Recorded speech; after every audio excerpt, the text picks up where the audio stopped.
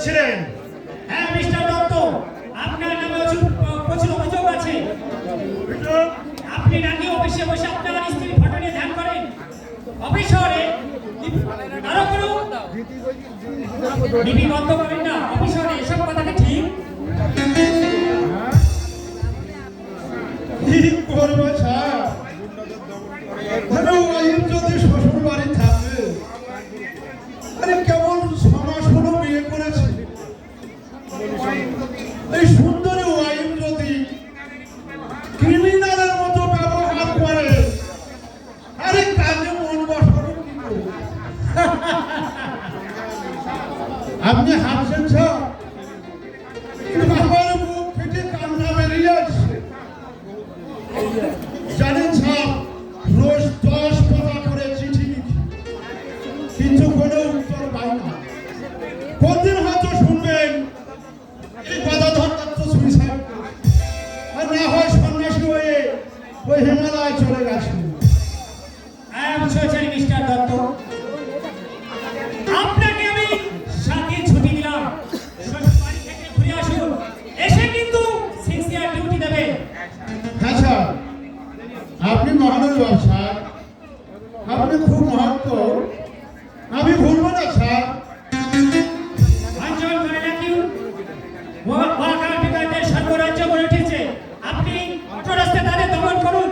ওই দলের লিডার নাকি দীপক রায়, যত শীঘ্র সম্ভব দীপক রায়কে গ্রেফতার করুন। দমন করবার আগে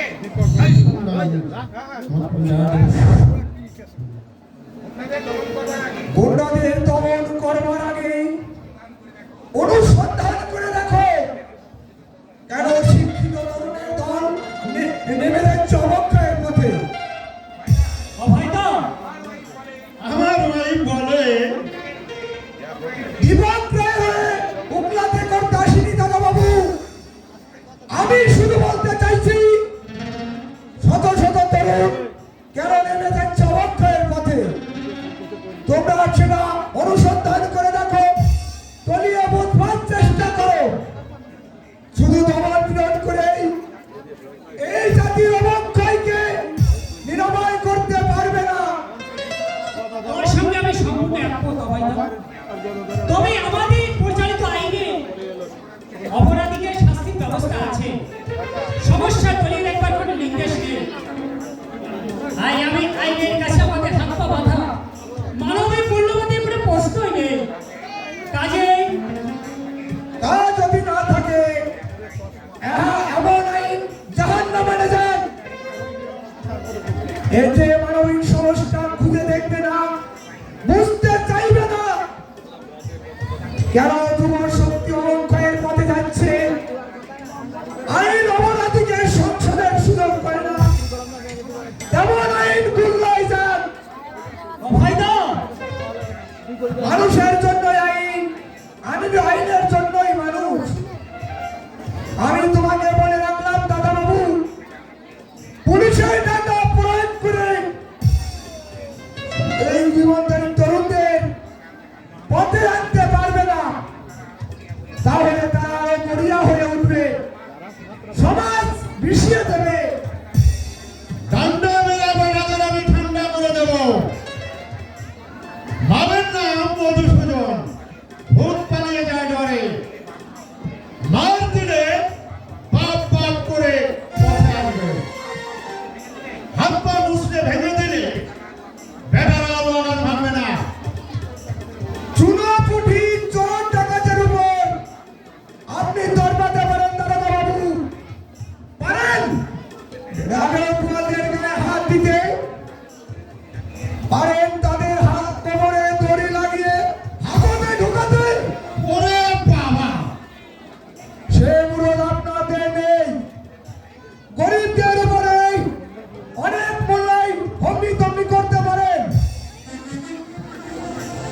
যারা চূড়া গলি দিয়ে হাজার হাজার টাকা রোজগার করছে, পারেন কি তাদের কোমরে দড়ি দিয়ে হাজতে ঢোকাতে?